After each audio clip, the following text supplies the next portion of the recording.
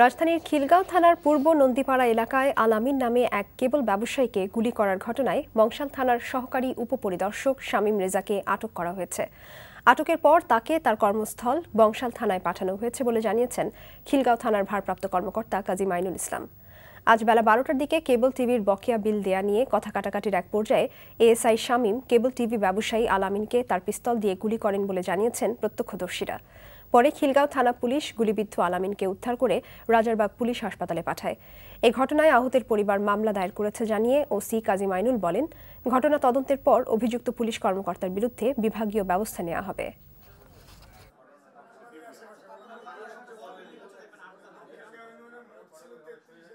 ওখানে ওই বাড়িতে আমাদের একজন পুলিশের এএসআই ভাড়া থাকে, তার কাছে ডিশ ভাড়াকে চাওয়া কেন্দ্র করে বাগবিদণ্ডার এক পর্যায়ে ডিশ কর্মীকে সে আক্রান্ত করে। প্রাথমিক আগে মামলা হয়েছে, তারপর আমরা এএসআইকে গ্রেপ্তার করে আনতেছি, আনার পরে এই মামলায় এই এএসআই চালানো হবে। তর্কের ভিতরেই আমার একটা থাপড় দেয়, থাপড় দেওয়ার পরে আমি জিজ্ঞেস করি, ভাই থাপড় কেন দিলেন? পরে উনি বলে থাপড় কেন দিয়েছে এটা তোর জবাব দিতে হবে, তারা গুলি করে দেবেন, দেখবেন এটার জবাব করে দিতে হয় গুলি করে।